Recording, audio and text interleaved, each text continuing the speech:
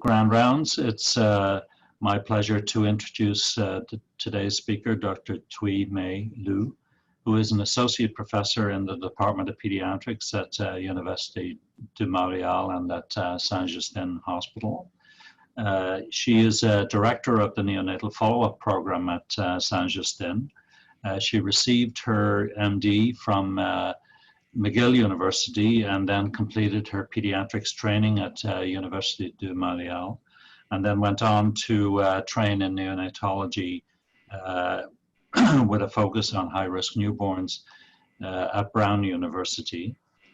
She has a particular research focus that addresses outcomes, particularly neurodevelopmental outcomes in infants following preterm birth and following them from infancy through to adulthood, looking at risk and resiliency factors along with best screening strategies to enhance clinical follow-up. She is co-director of the Canadian Neonatal Follow-Up Network, which brings together 26 units from across the country. And today, she's going to address the topic from the incubator to adulthood, which is quite a long time, how pediatricians can shape the life trajectory of youth born preterm. So we'll give Thuy the floor and welcome you to GEO and University of Ottawa. Thank you. So I'm going to share my screen now. Sure. Okay, so thank you for this nice introduction. So I'm a general pediatrician. I train at Brown, but at the Neonatal Follow-Up Clinic. And today, although I said I would be speaking about neurodevelopmental and health outcomes, I realized as I was preparing my presentation that that would be a way too long presentation. So I've decided to focus today on actually health outcomes of very preterm birth. So I have nothing to disclose. I always like to start with a story to make things maybe more concrete to people, or to actually put a human face on something which is more theoretical. So this is Camille's story. She was born at 26 weeks with a birth weight of 920 grams. And after birth, she was intubated and then eventually developed bronchopulmonary dysplasia. And by looking at the environment and the use of the airbag or air bubble, you can tell that this is not recent. And actually that was back in the early 1990s. Camille actually did pretty well. She went home and at the 5-year follow-up visit at the clinic, she had no neurodevelopmental impairment and she was discharged. And so she thought she was fine for life.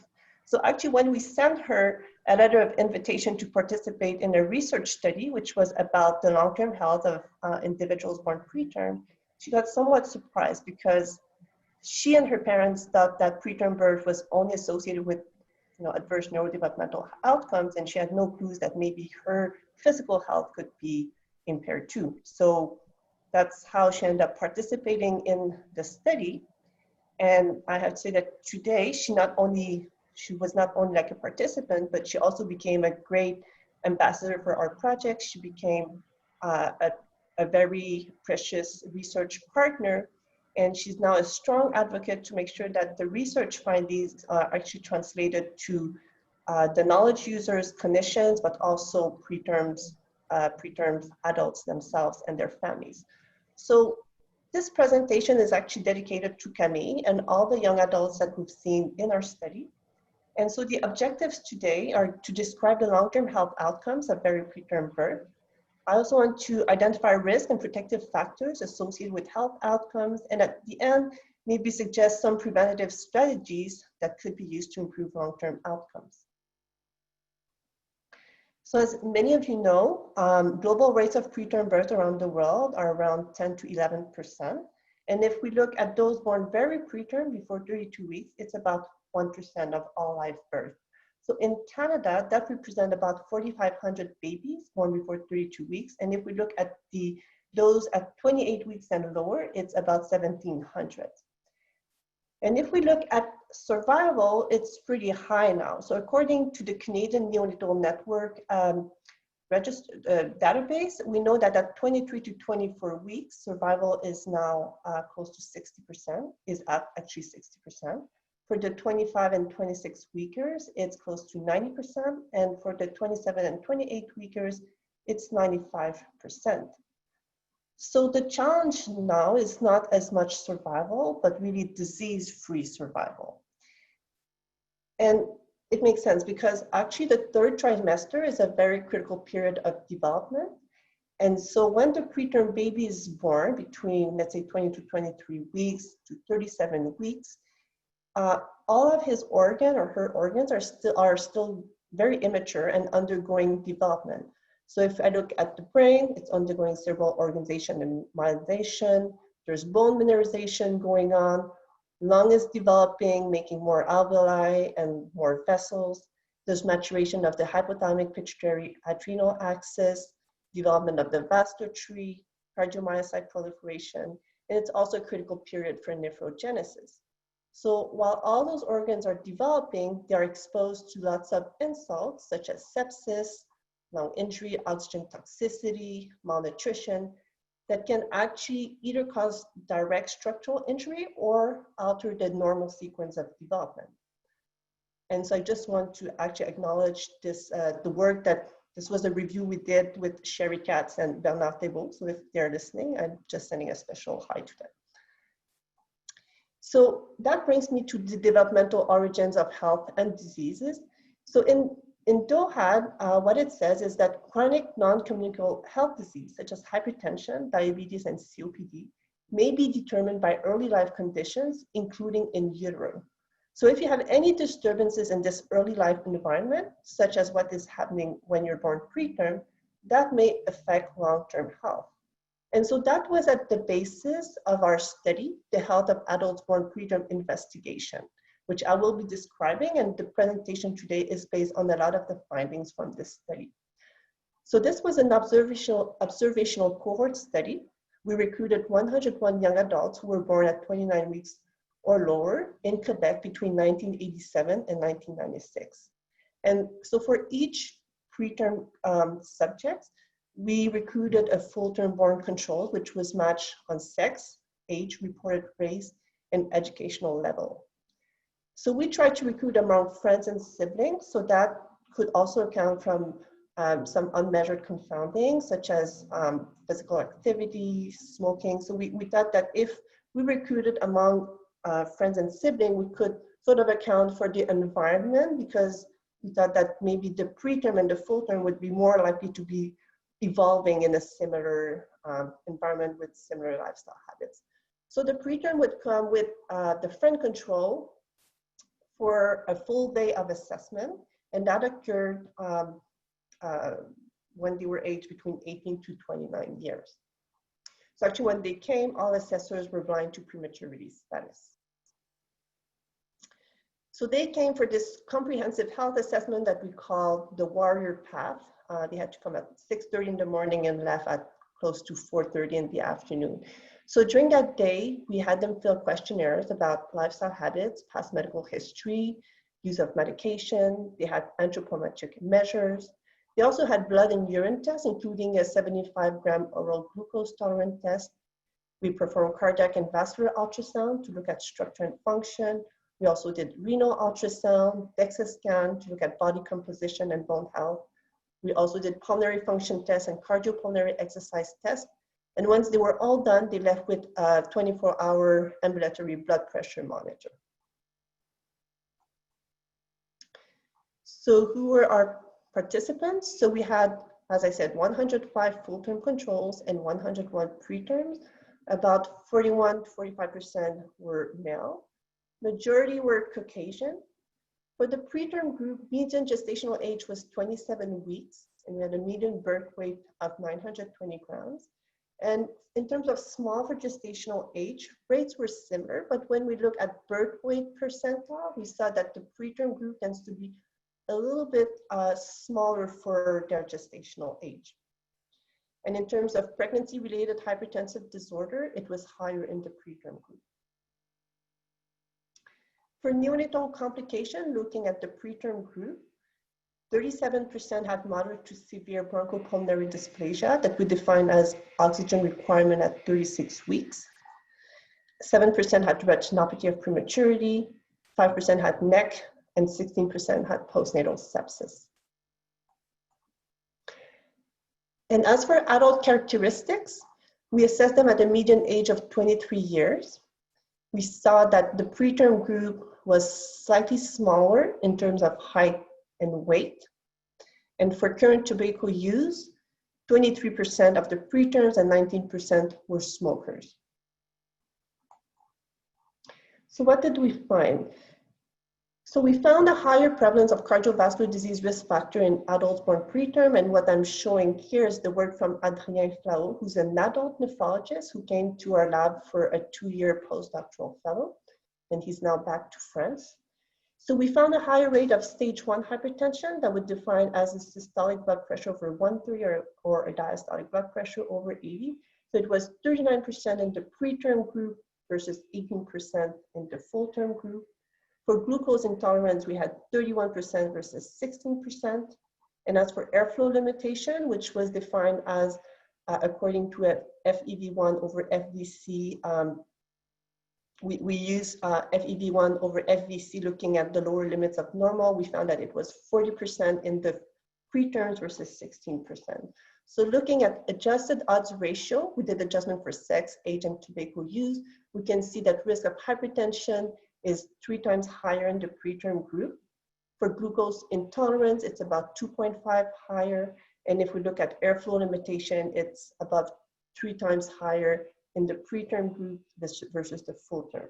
But for adiposity, there was no difference between the 2 groups, although there's a trend toward higher abdominal obesity in the preterm group. One of the other things we were interested in looking is because we thought that there was a common pathophysiological pathway for all those findings, we thought that in the preterm group, there would be a higher aggregation of chronic conditions. And so this is what this figure is showing. So you have on the x-axis, the number of markers of chronic disease going from 0 to 4. And we were looking at hypertension, glucose intolerance, airflow limitation, and adiposity. In green, you have the full-term group, and in blue, the preterm group. And you can see that the preterms were more likely to have more chronic condition. And so if we look at 2 chronic conditions or more, 30% of preterm fell in that group versus 22%, resulting in an adjusted odds ratio of 3.4.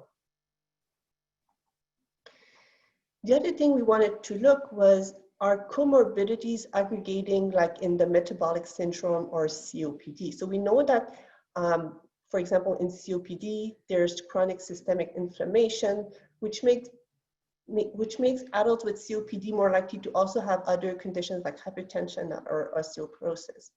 So what you can see here is that there is a relationship between hypertension and adiposity and hypertension and glucose intolerance, but that's only seen in the full-term group, not in the preterm group.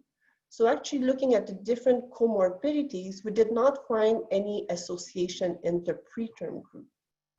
We also looked at biomarkers of inflammation and oxidative stress, and we saw that it was an increase in the preterm group compared to the full-term group, even though the preterm group had more chronic conditions. So all of this suggests that there might be a specific phenotype for chronic health disease following preterm birth with different underlying mechanisms.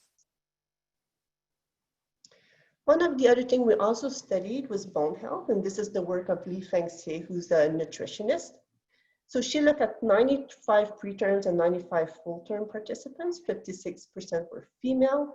There was no difference in daily calcium and protein intake, as well as no difference in measured vitamin D level. So she looked at DEXA scan, more specifically bone mineral density at the lumbar spine and the femoral neck. And what she found was lower Z-score at the lumbar spine and the femoral neck. But when we adjusted for height, lean body mass, and fat mass, the reduced bone mineral density was only observed at the femoral neck. If we look at the number of individuals which had low bone mineral density, defined as a Z-score below -1 unit, it was 34% in the preterm group versus 16% in the full-term group. However, when we examined reported history of fracture, it was similar between groups. So what we can conclude from the HAPI study is that in young adulthood, very preterm birth is associated with increase in systolic blood pressure, increase in diastolic blood pressure. There's also higher rates of glucose intolerance. There's also reduced Z-score in FEV1, suggesting airflow limitation. And there's also reduced bone mineral density at the femoral neck. However, we did not find any differences in rates of hypercholesterolemia. We also looked at the metabolic syndrome, and we did not find any difference between the two groups. So you could be looking at those numbers and saying, well, so what? Group difference in blood pressure are not that big. So 5 millimeter of systolic blood pressure, that's not so high. But actually, I think it's very important to know that at a population level, if you have a reduction of 4 millimeter of mercury in blood pressure, that will result in a 20% reduction in stroke mortality and a 15% reduction in other vascular diseases. So this is an important finding, and it's an important, and it just shows that preterm birth does have something that can potentially lead to long-term mortality and morbidities. And actually what we know from a study by Casey Crum that was recently published in JAMA Peds is that 30 to 43 years of age, there's already a 50% increased risk of ischemic heart disease in individuals born preterm versus full-term. So we have to acknowledge that in that study, the baseline risk was still low. Not that many people had ischemic heart disease because they're still at a young age, but you could already see the effect of preterm birth on that baseline risk, which is increased in the preterm group. The other important thing to know is the effect of preterm birth on blood pressure is stronger in women. And so that has implications for gestational hypertensive disorders. And one of my colleagues, Dr. Nui, has already shown in a previous study that for women who were born very preterm, before 32 weeks, the risk of gestational hypertension or preeclampsia or eclampsia is actually much higher than the full-term controls. The other thing I also want people to remember is that our cohort, it was still very young. They were in their 20s, and the 20s equals the peak in physiological function. So here, this is a nice graph showing pulmonary function. So you have on the x-axis age in years. And what it shows, and so this is pulmonary function that will increase with age. And so you attain the peak in the 20s, and then afterwards, there's just normal decline in lung function. Now, if we look at someone who's born preterm, they may have impaired lung growth and function resulting from insult from either mechanical ventilation or oxygen therapy. So that will result in a lower peak of lung function. And then afterwards, with normal decline, they're still more susceptible to develop symptoms at an earlier age. Now, what's more worrisome is whether there is accelerated decline, either because of bronchopulmonary dysplasia or smoking, then that would mean that the time to have symptoms would actually come much quicker and result in morbidities and certainly affect quality of life. And we can see the same thing we could postulate the same thing for bone mineral density. So we see that the peak is attained in the 30s, and then it goes downward, and it decreases at a faster rate for women after menopause. So if we have the preterm group that attain lower bone peak mass, it can be questioned whether with aging, osteoporosis will just occur earlier with fractures that happen at a much earlier age. So this is the time where we have to act. We have to make sure that we can at least achieve the highest peak, even if there are risk factors to start with. So what are plausible mechanisms? And here I'd like to acknowledge the work of my dear colleague Anne-Monique Nui, who's a neonatologist. And all of this work with the HAPI cohort is actually the work that we've done together. So I'm in the team, the clinical researcher, thinking about sample size and when they're just going to be confounding. And Monique is the one who will be thinking about all those biomarkers that I didn't even know existed before. So I think that's a good example of a good team between someone with a background in epidemiology and someone with a background in basic science. So I'm going to show you some mechanisms, but today I'll concentrate mostly on the kidney, a little bit on the vascular tree.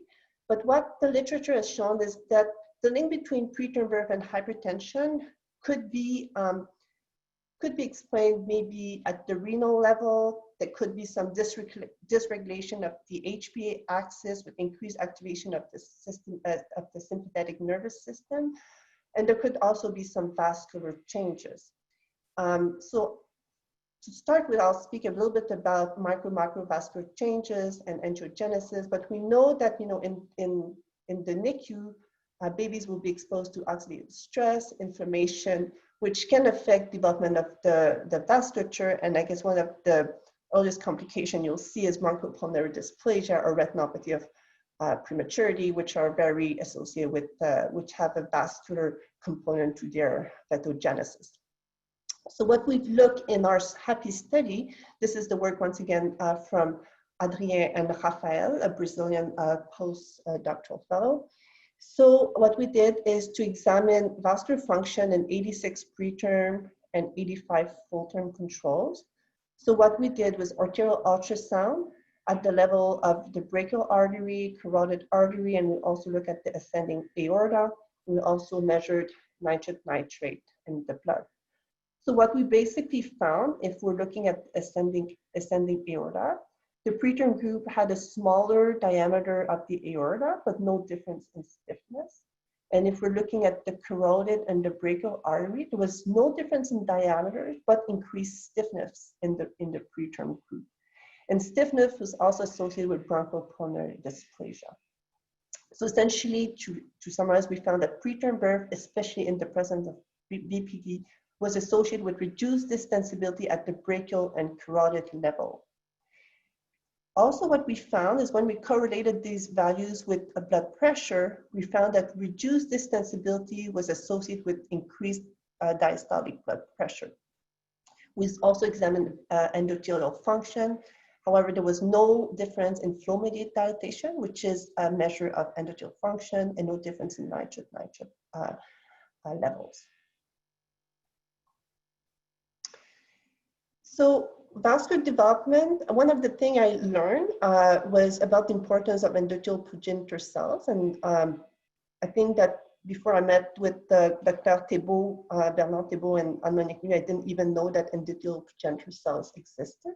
But those are very important cells for the development of the vascular tree and repair. And so from a systematic review that we've conducted, we found that preterm endothelial progenitor cells, which are typically measured in the cord blood, are more vulnerable to exogenous factors such as oxidative stress. And there is an association between reduced number of EPCs with BPD. And when we look at EPCs, it's especially the endothelial colony forming cells, which are more affected. And those are very important because they are the cells which are typically able to self-renew and form are very active in the formation of new vessels. And so when we reviewed the literature, we found that there were evidence of reduced function in ECFCs, but that was mostly, the studies were mostly performed during the neonatal period and not beyond. So that's something we decided to do. So this is the work of Marianne Bertagnoli, who's now a researcher at the University of Montreal. So what she did was to take blood samples from a sub-cohort of the HAPI cohort, which included 55 preterms and 55 full-term controls. So she drew blood, actually quite a big amount. And afterward, what she did was to isolate the ECFCs, which we were able to grow in a subsample, about 60%. There are actually cells which are very difficult to grow, but our success rate was very similar to what was found in the literature.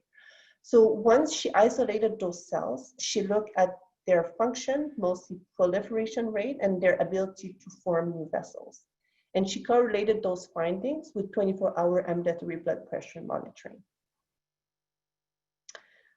So what she found was that in the preterm group, proliferation rate was actually reduced in the preterm versus the full-term group.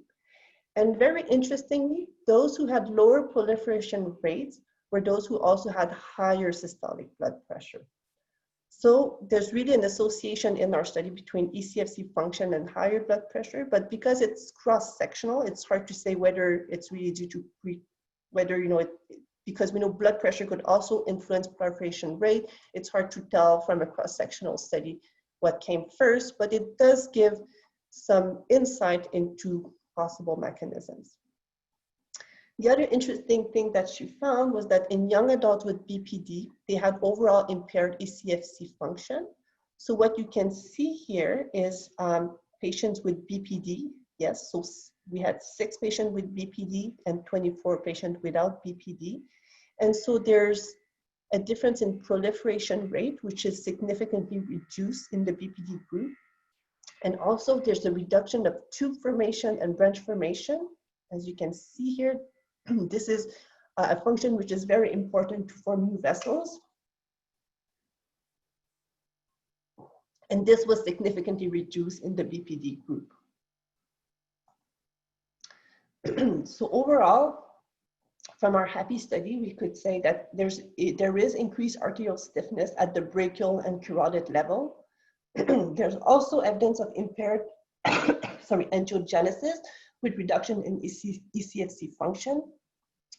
And we know that angiogenesis is important for microvessel formation. And from other studies from the Oxford group, it has been shown that there is reduced capillary density, which we haven't measured in the HAPI study. So all of these could be contributors to increased blood pressure. So now I've touched upon the vascular tree. I will now turn to some potential mechanisms on the kidney side. So first, I'd like to introduce you to the Brenner's hypothesis.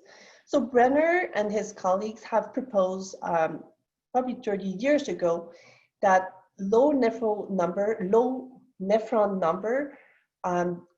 could have long-term consequences on renal health. So we've tried to apply his hypothesis to preterm birth. So in this model, some of the things we know is that preterm babies are born with reduced nephron numbers.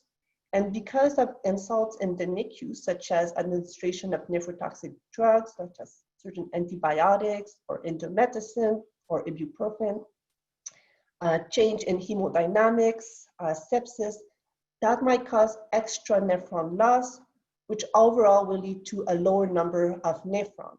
And we also know from pathological studies that the preterm nephron has also abnormal glomerular morphology. Sorry.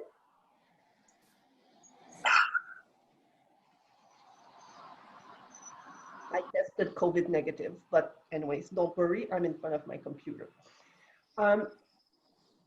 So if you have a lower number of nephron and you want to be able to maintain adequate filtration at the glomerular level, that means that each nephron will need to work harder, which will lead to single nephron hyperfiltration. So that's good to maintain GFR, but over the long term, this may increase the risk of chronic kidney disease, just because if you have overfiltration, this means that there is increased pressure at the level of the glomerulus, which can lead to earlier glomerulosclerosis and eventually kidney damage. To be able to maintain this higher glomerular filtration rate, there's certainly some elements of regulation by vasoactive peptides to either dilate the afferent arterioles or constrict the afferent arteriole. That's often mediated by the RAS system and vasopressin that I will be discussing later. So first, to look at kidney size, one of the things we've looked was at the kidney volume by renal ultrasound. And so what we've shown here is that the kidney volume that we have adjusted to body surface area was actually lower in the preterm group compared to the full-term group.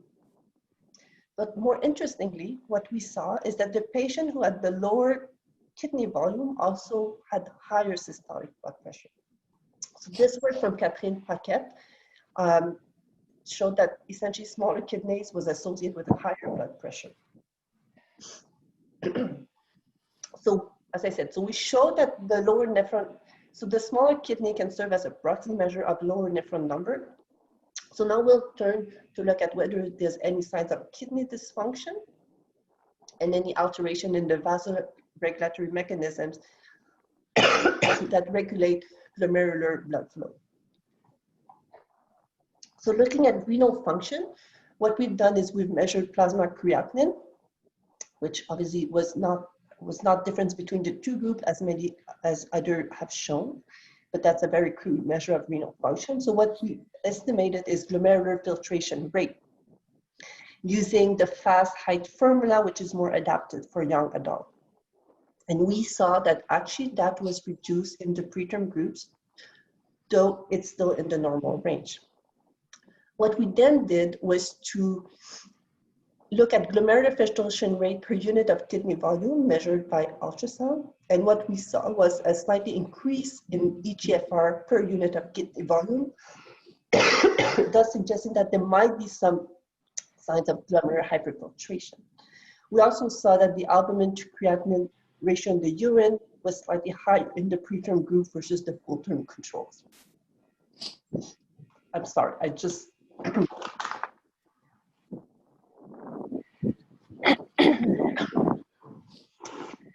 So overall, it shows that there are mild signs of reduced renal function in young adults born very preterm.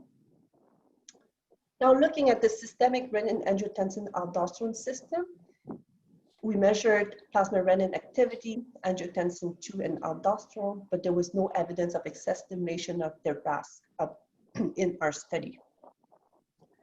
So we then turned to look at vasopressin. So just as a reminder, vasopressin is a hormone which is going to be released by the pituitary in response to either hypovolemia, increased plasma osmolality, and angiotensin II. And what vasopressin does is it will increase water reabsorption at the kidney level, thus increasing blood volume. And it will also increase vasoconstriction, thus increasing systemic vascular resistance. And also at the glomerular level, what it will do is it will act on the nephron arteriole, increasing vascular tone to increase glomerular filtration. However, vasopressin is very difficult to measure because it's unstable, but we're lucky because actually there is vasopressin with copeptin will form a precursor, and copeptin is actually something which is easy to measure and has been shown to be a good proxy marker of vasopressin. What we know from other studies is that elevated plasma copeptin level is associated with hypertension in various populations. So if we look on the left-hand side, on the y-axis, you have plasma copeptin concentration, and we see that individuals with resistant hypertension versus control have higher copeptin level. If we look at adolescent with and without hypertension, they also have higher copeptin level. And of interest, in pregnant women, if we measure copeptin level at 16 weeks, we'll see that the woman who will develop preeclampsia actually had higher baseline copeptin level.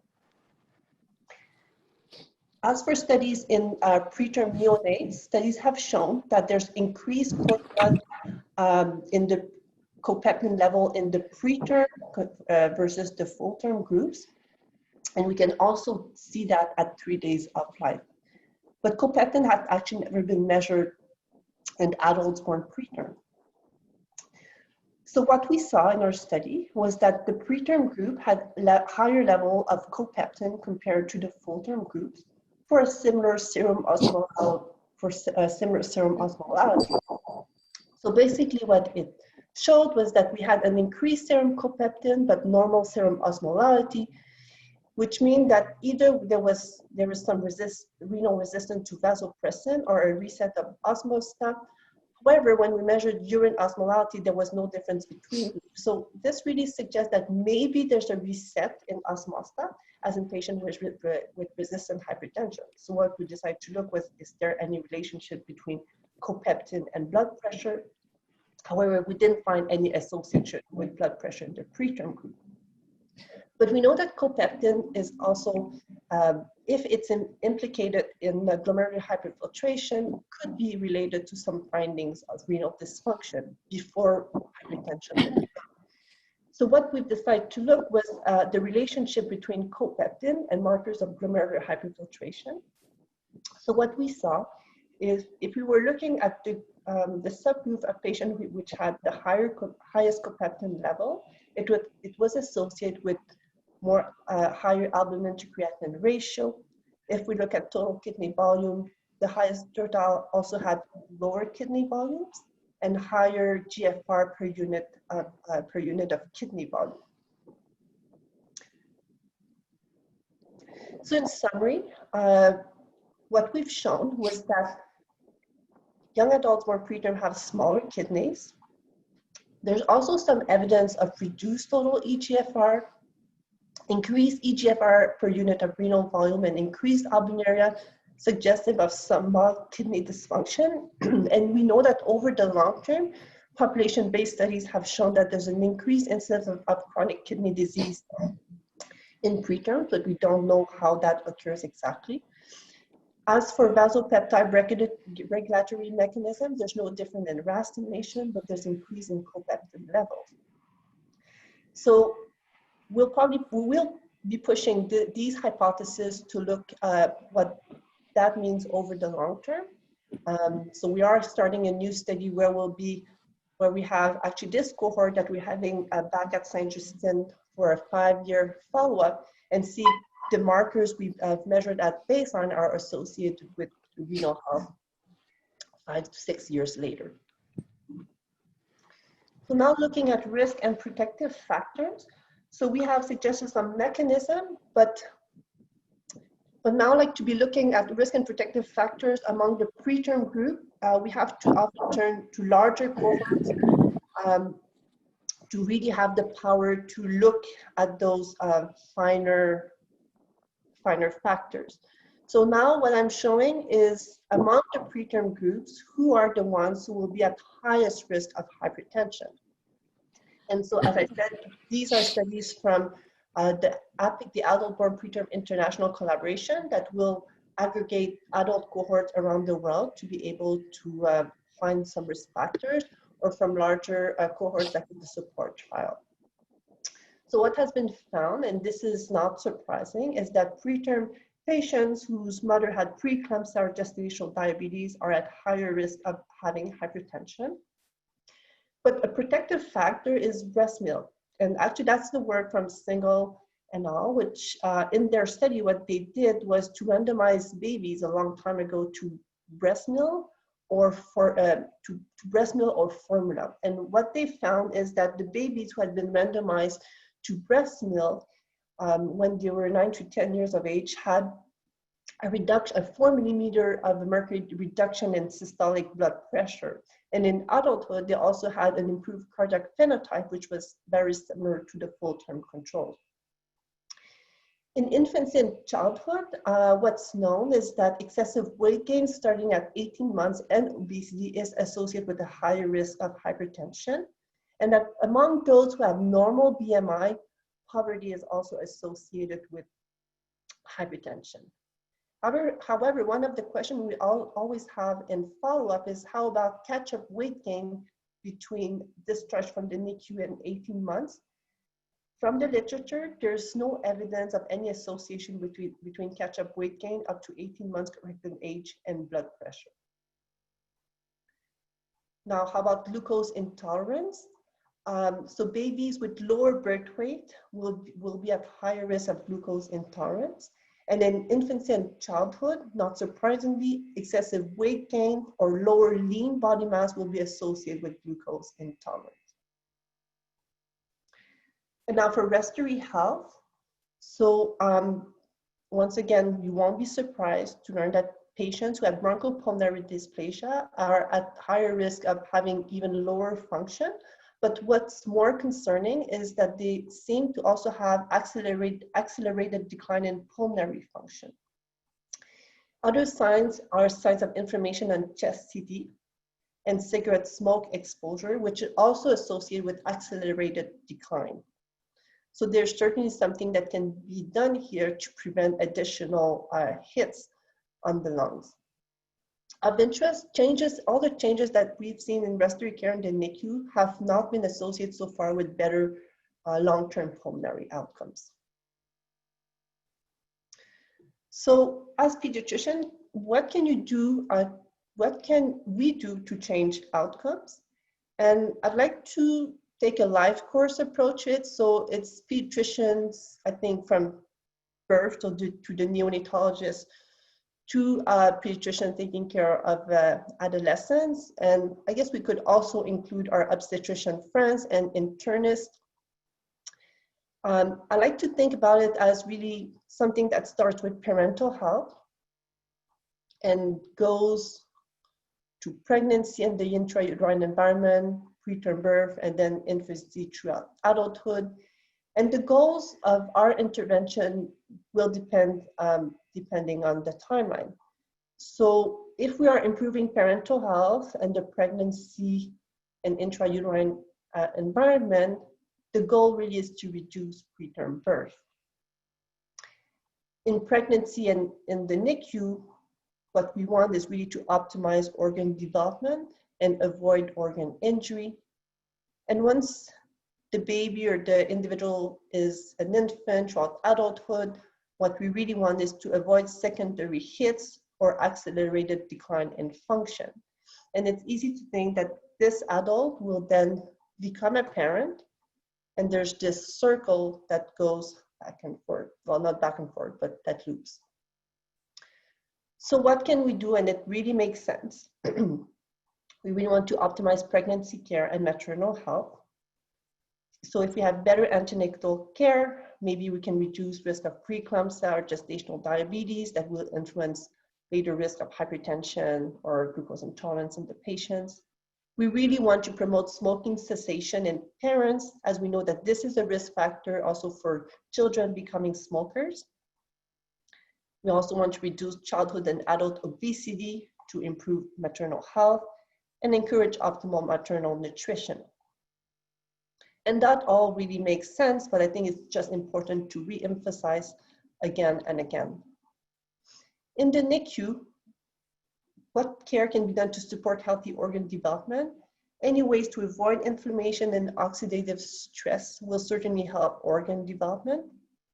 Avoid nephrotoxic exposure, such as certain medication, if that's possible. Make sure that the renal is well perfused.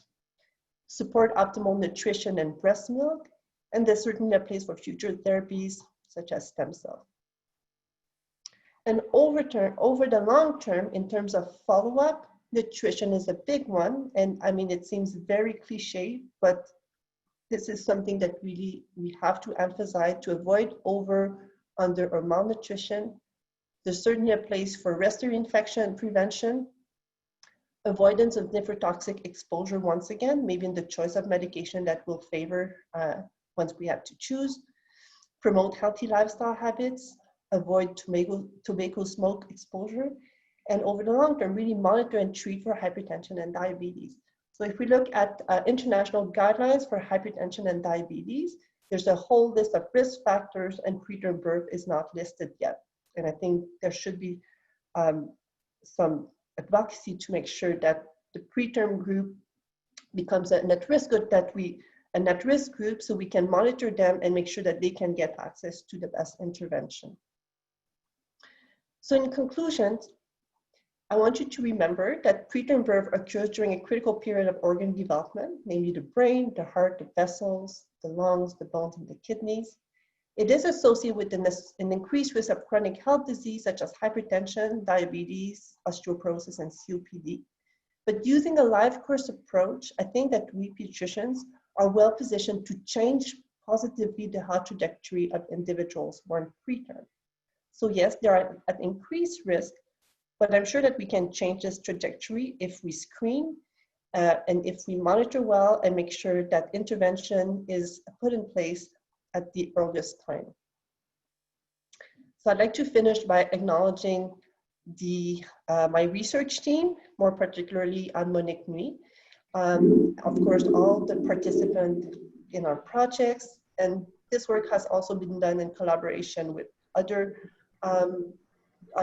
professors around the world, including Brenner in Ottawa for the endothelial progenitor cells. So, sorry for my cough. I will take questions from here. Room 9. Sorry, we're getting an overhead page here. Red team to 4 East, room 9. So thank you very much, Thuy, for an excellent overview of that particular area. It's really a huge amount of work to address the questions that you had posed.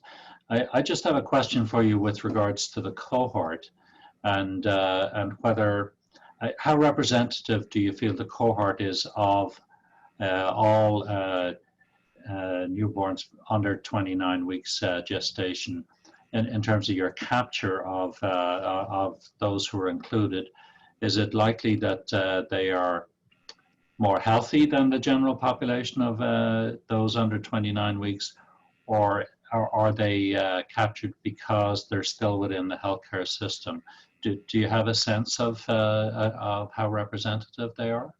Yeah, so our patients are probably more healthy than the general population of premature babies, just because to be able to complete the assessment, they needed to, we had to exclude those who had severe neurosensory impairment, just because it was not possible then for them to complete the assessment. So that means that it's very possible that actually the estimates that I've shown are maybe an underestimation of what's the true effect of preterm birth on long-term outcomes. Okay, yeah, that's what I would have guessed. Thank you. Other questions? I have a question. Sorry, hi. Hi, Emmanuel. Yes, hi. I have a question. In your cohort, when you were looking at the hypertension and the kidney relationship, I didn't see any IUGR population included in your cohort. Is that a decision that you took in advance, or is something that you're going to explore later on? So actually, we did have some IUGR in our cohort, but the number is really small. So I think it was 6% of our cohort. So that means like 6 patients. So we couldn't really look at whether, you know, our results were confounded by IUGR. But we did adjust it for birth weight Z-score. And for all of our findings, we always adjusted for birth weight Z-score, most of them, and the relationship would still hold. The relationship, sorry? It would still hold. Okay. Still be there, okay. yeah. Okay, thank you. Bernard? Yeah, thank you. Thank you, Mai. This was great. I had a question about the current population of adults. You very nicely showed the trajectory of the organ function, and this seems to dip or start dipping now. Obviously, your population was just at the cusp. Do you have already some insights about former preterm kids that are now 25, 30 years old, whether they have already a worsening of different organ functions?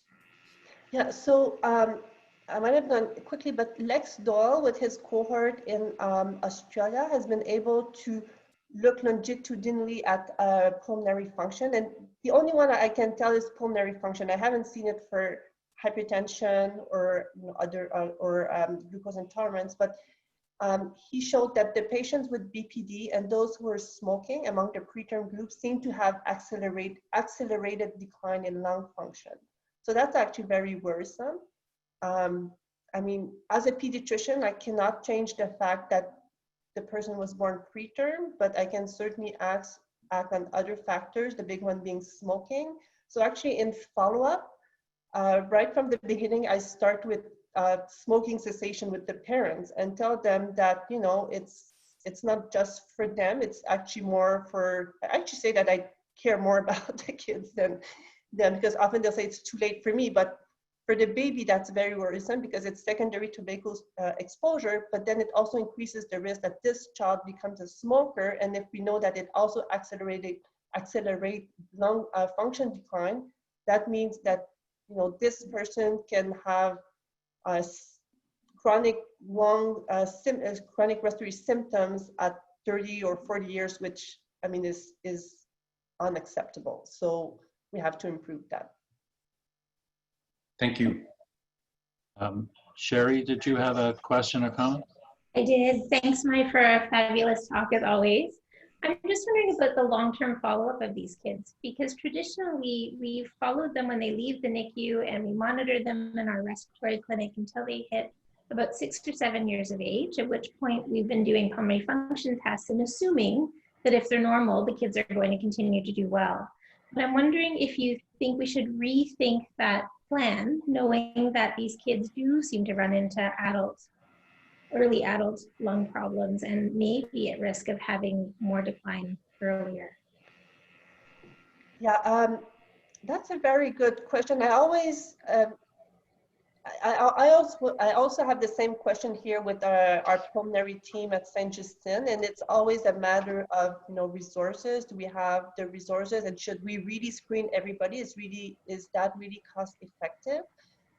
So that's why I'm a big believer in the role of the general pediatrician in monitoring chronic respiratory symptoms. And if there are symptoms and additional risk factors like history of asthma in the families, exposure to smoke, I think, you know, we should maybe do pulmonary function tests earlier to really check if there's a place to introduce any treatment. Now, the thing is, you know, we don't even know if inhaled corticosteroids will help, but the studies showing that the premature babies who had more inflammation on CT scans actually had reduced function.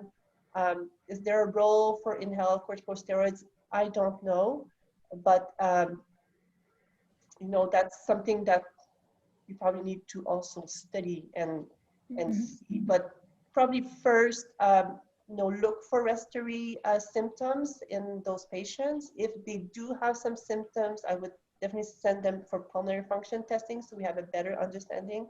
And, you know, if there's any signs of asthma, maybe we should make sure that there's not a second, you know, an additional risk factor on that patient. Thank you. But yeah, something to study.